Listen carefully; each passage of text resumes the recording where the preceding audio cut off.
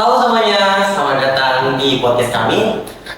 Saya Muhammad Supri sebagai Sobat PMT, dan di samping saya udah ada Duta Kip Kuliah Politeknik Negeri Papua dan sekaligus narasumber kita pada podcast kali ini.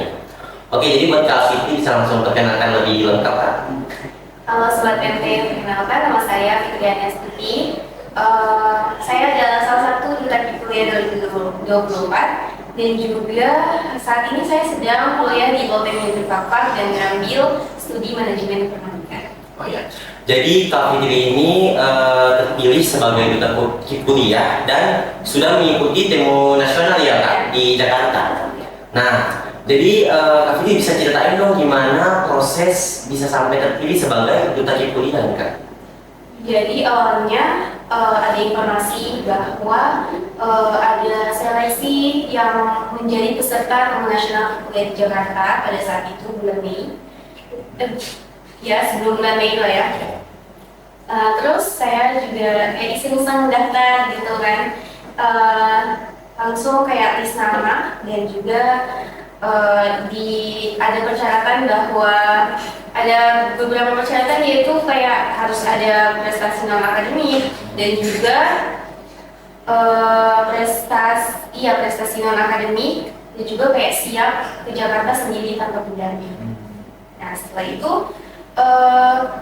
saya dihubungi oleh Bapak Ketua Jurusan, yaitu Pak Hasan. Saya sangat berterima kasih kepada Pak Hasan karena beliau telah merekomendasikan saya kepada Pak Direktur untuk menjadi calon peserta untuk ke Jakarta pada saat itu. Jadi waktu itu memang disetel lagi ya prestasi non akademiknya ya? Ada beberapa persyaratan yang harus dipenuhi, kayak mempunyai kuliah SMA, terus prestasi non akademik, itu sih. Ada wawancara nggak? Wawancara? Pada saat itu memang ada wawancara, tapi ada beberapa kendala karena Direktur 1 juga pada saat itu lagi di luar kota, jadi tidak bisa mewawancarai para peserta itu. Jadi langsung dipilih Fitriani yang keluar nih? Iya. Terus semenjak pas langsung dipilih, itu langsung diberangkatkan atau ada jeda waktu nih, Kak? Ada jeda waktu beberapa hari gitu, kayak masih ada seminggu lah ya. Soalnya kita setelah kayak dimasukkan di dalam grup semuanya, kan kampus mengirimkan nama yang betul-betul peserta fix untuk berangkat ke Jakarta. Jadi kita dikumpulkan dalam satu grup WA gitu, terus langsung sebelum berangkat kita juga ada Zoom meeting kan, gitu, untuk kayak apa aja yang dipersiapkan, apa saja yang dibawa, berkas-berkas yang dibutuhkan pada saat itu. Oh, jadi memang ini benar-benar ke Jakartanya sendiri nih? Iya, sendiri, benar-benar sendiri, dan pada saat itu udah izin ke orang tua juga, terutama kayak mama juga pasti kan khawatir ya, karena baru pertama kali di Jakarta, terus sendiri, takutnya ada apa-apa gitu dari ya saya bilang ya kayak gak apa gitu, kayak pengalaman. Pada umumnya kan emang orang tua tetap khawatir kan? Iya, pastilah. Iya.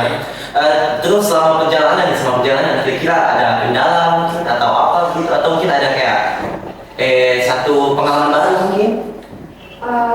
Karena itu betul-betul kayak pertama kali ke Jakarta, jadi kayak aduh gimana ya kalau nanti kesasar atau salah atau ketinggalan pesawat gitu kan.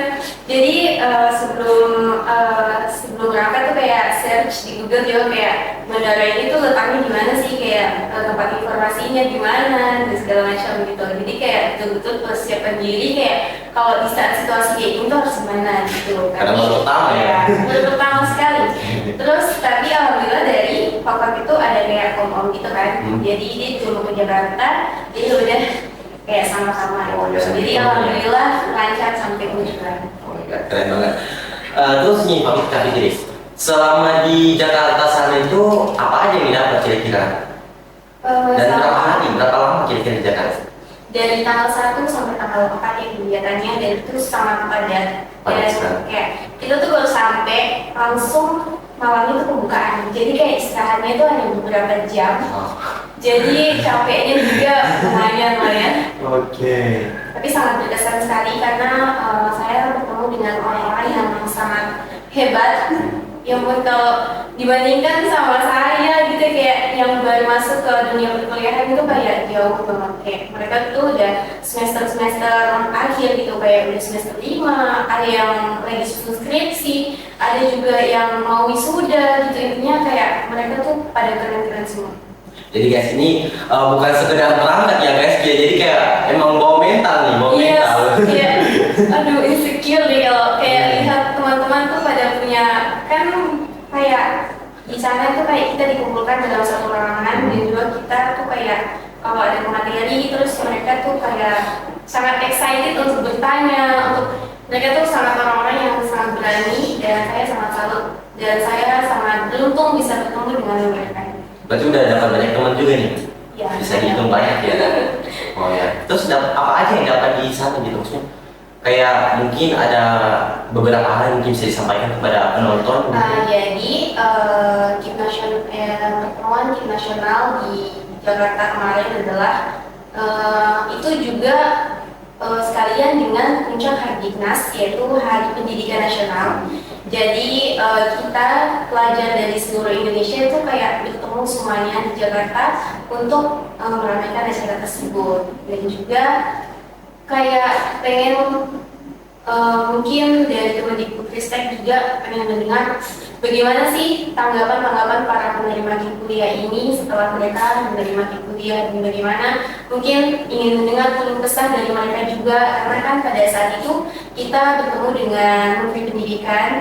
Jadi mungkin itu juga sih yang menjadi fokus utama pada saat penerima kuliah dikumpulkan di Jakarta kemarin, dan itu sangat banyak pengalaman dan juga pembelajaran yang sangat berharga. Jadi ada nggak yang disampaikan dari Kak Fikria nih untuk pusat gitu mengenai keluh kesah? Mungkin saya belum mendapat kesempatan ya pada saat itu, tapi pertanyaan-pertanyaan itu sudah diwakili oleh teman-teman yang sudah pilih saat mereka menjawab, kayak tentang gimana pandangan kayak Kemendikbudristek tentang anak-anak yang masih belum menerima kuliah, dan juga apalagi di daerah 3T yaitu daerah tertinggal, itu bagaimana kebijakannya supaya mereka itu seluruhnya itu mendapatkan kuliah dan juga merasakan pendidikan yang layak untuk mereka gitu, apalagi di daerah Papua ya guys ya. Oh ya gitu guys. Terus Kak Fitri, kan udah banyak nih kira-kira di sana nih materi yang didapatkan, bisa dong Kak Fitri bagi beberapa gitu mengenai KIP kuliah. Sebenarnya KIP kuliah itu apa sih sebenarnya? KIP kuliah itu apa? Atau mungkin fungsinya ini sebenarnya KIP kuliah ini apa gitu? Jadi KIP kuliah itu memang program Kemendikbudristek untuk membantu para anak-anak yang kurang mampu, dan juga mempunyai kekhawatiran kalau kita masuk kuliah itu biayanya pasti besar, belum lagi kosnya kalau jauh dari orang tua dan segala macam. Dan juga pemerintah menyelenggarakan program itu untuk membantu anak-anak yang memang membutuhkan hal itu, supaya mereka tidak mengkhawatirkan apa yang mereka khawatirkan terjadi gitu. Dan juga mereka bisa menikmati pendidikan Indonesia ini lebih baik gitu ya. Jadi emang guys, kalau memang kalian tuh ada niatan pengen kuliah nih, tapi kayak merasa kayak, kira-kira kayaknya saya kurang mampu, nggak usah ragu guys, tetap ada program, tetap ada kesempatan guys. Jadi kalau memang kalian tuh pengen melanjutkan pendidikan tuh nggak usah kayak merasa takut bahwa saya nggak bisa nih kayaknya, saya nggak pintar nih. Kalian jangan mikir kayak gitu guys. Nah, terus gini Kak Fitri, kita tahu kan bahwa mahasiswa ini kan sebagian besar banyak, hampir mungkin sebagian besar yang mendapatkan Kip kuliah nih Kak. Nah, menurut Kak Fitri itu gimana sama mahasiswa yang hedon tapi dia pengen Kip kuliah? Jadi beberapa kasus belakangan ini ada salah satu penerima KIP kuliah, mungkin ada viral ya di sosial media bahwa dia tuh penerima KIP kuliah, tapi ternyata setelah ditelusuri itu dia adalah selebgram. Gitu ya? Selebgram. Iya, selebgram. Jadi dia juga penerima KIP kuliah, tapi pada saat ditelusuri itu padahal dia sangat hits di media sosial. Bisa dibilang mampu ya sebenarnya. Iya, jadi para penerima KIP kuliah yang lainnya juga mereka mengatakan ya bagaimana nih pemerintah dalam menyikapi hal tersebut, masa tidak ditelusuri baik-baik tentang calon penerima KIP kuliah ini sampai tidak tepat sasaran seperti itu. Jadi itu sangat terfokuskan bahwa jadi Kemendikbudristek juga mengatakan kepada pihak-pihak kampus yang menyeleksi calon peserta KIP kuliah untuk lebih teliti dalam menyeleksinya.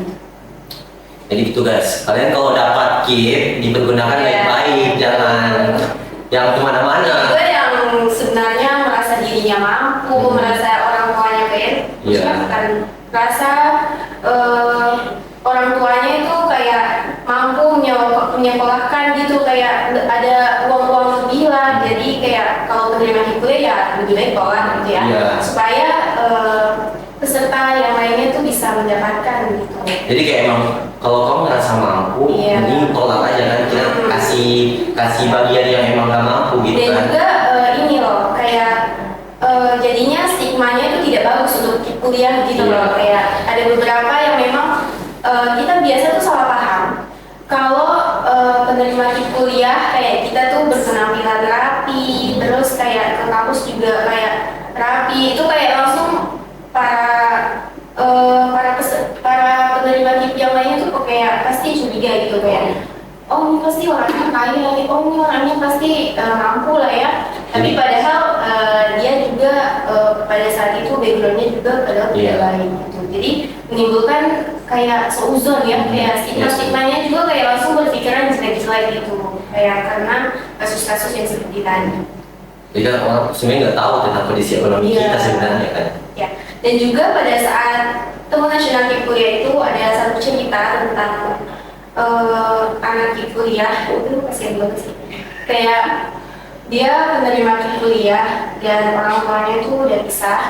Tapi pada saat dia menerima KIP kuliah itu, dia kayak ngabarin gitu kan ke orang tuanya kayak, "Ma, aku dapat KIP kuliah nih." Tapi langsung mamanya bilang aja orang tuanya udah meninggal gitu. Masa? Serius. Itu sangat sedih banget sih. Jadi kayak pada saat itu orang-orang yang saya temui pada saat tim nasional pada saat di Jakarta itu tuh kayak mereka tuh kelihatannya tuh kayak berprestasi, kayak keren gitu, tapi padahal backgroundnya itu sangat sedih. Ya ada di balik mereka yang hebat-hebat itu, padahal ada yang hatinya tuh padahal ada yang hancur. Jadi kelihatan sekali memang mereka menggunakan kesempatan yang didapat kan. Iya. Kan? Tapi beneran cok, dia maksudnya orang tuanya bilang kalau bilang aja orang tuanya udah meninggal gitu. Iya, dia cerita kayak gitu, kayak langsung satu orang tuh kayak nangis gitu, kayak kasihan deh. Padahal dibalik orang yang hebat, yang bisa mungkin dia juga dari permasalahan itu juga kayak melihat bahwa kita tuh seperti ini, tapi di balik itu tuh ada perjuangan yang tidak mudah gitu. Jadi buat kalian yang menerima KIP harus bertanggung jawab, belajar dengan baik, kasih yang terbaik untuk orang tua, untuk kampusnya masing-masing, prestasi. Kalau ada minat dan bakat yang sangat baik ya harus dikembangkan gitu. Oke, akhirnya saya mau nanya lagi nih. Menurut Kak Fitri, kira-kira apa yang membuat KIP kuliah ini unik dan berbeda dari bantuan beasiswa pendidikan lainnya kan? Jadi KIP kuliah itu uniknya karena dia tidak terlalu fokus pada akademik. Jadi kayak pada saat daftar KIP kuliah itu kan kayak banyak eh, beberapa peserta yang memang tidak punya prestasi di akademik, banyaknya tuh di non akademik. Jadi pada saat itu juga saya pada saat mendaftar KIP kuliah juga tidak memakai sertifikat yang akademik, tapi yang non akademik. Jadi itu yang membuat kayak unik gitu, kayak bisa peserta yang mau masuk kuliah juga kayak diberikan kesempatan walaupun dia tidak punya prestasi di akademik itu. Itu yang paling unik sih.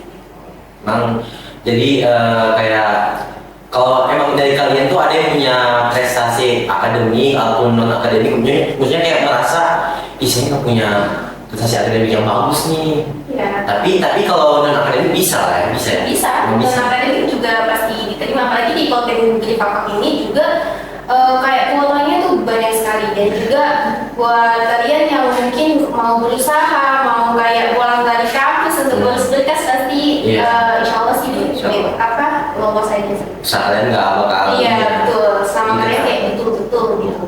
Dan juga ada program Kemendikbudristek yaitu tentang profil Pancasila. Jadi buat anak-anak yang tidak mempunyai prestasi akademik, itu mereka kayak diberi peluang untuk mengikuti kayak ekstrakurikuler dan juga kayak berfokus pada kayak kesopanan, intinya tentang Pancasila. Kayak normanya bagus, ekstrakurikulernya juga bagus, dan peningkatan minat dan bakatnya juga kok kayak bagus gitu. Jadi buat yang tidak pintar-pintar, saya juga tidak pintar, jadi harus menggunakan kesempatan dengan baik yang ada gitu. Karena kurikulum Merdeka ini juga bagus sih menurut saya. Bisa dibilang kayak sebenarnya kita emang dimudahkan ya. Iya, dimudahkan. Terus banyak beasiswa juga buat kalian yang kayak udah mau lulus D3 terus mau lanjut lagi S1, S3, itu juga ada beasiswanya, yaitu kayak beasiswa unggulan, beasiswa banyak lah pilihan yang kalian bisa ambil di luar sana gitu. Kayak yang penting kalian tuh pintar-pintar cari peluang gitu ya. Nah jadi guys, selagi kalian emang mau berusaha ya, berusaha, ada tekad nih, selagi ada tekad, nggak usah ragu ya. Jangan cuma ya benar. Jadi kayak nggak usah ragu, tetap terbantu kok. Ya mimpi juga boleh sih, tapi kayak harus ada actionnya gitu ya. Nggak boleh kayak hanya saya mau ini tapi nggak ada ininya. Oh mati. Sorry guys. Oke. Dah. Oke, mana? Oke, gimana lanjut Kak? Jadi buat kalian yang pengen lebih baik ke depannya, yaitu kayak pintar-pintar cari peluang, bermimpi lah dengan baik, maksudnya bukan bermimpi dengan baik sih, kayak kalian bermimpi, prestasi kalian itu pasti bisa tercapai, tapi juga harus ada actionnya. Iya. Jadi jangan hanya kata-kata. Ya, aku buat ini, tapi akhirnya juga tidak dibuat sama sekali. Biasanya ada nggak perlu kata-kata, butuhnya bukti nyata kan. Oke. Pertanyaan terakhir nih. Kira-kira sih mungkin ini bisa kita tujukan kepada mahasiswa-mahasiswa baru yang bakal daftar KIP kuliah ini. Kira-kira apa sih tanggung jawab yang harus dipenuhi buat mahasiswa, entah mahasiswa ataupun mahasiswa baru biar KIP kuliahnya ini apa ya, maksudnya bisa dibilang kayak jangan digunakan seenaknya gitu. Jadi tanggung jawab ya setelah kita diberikan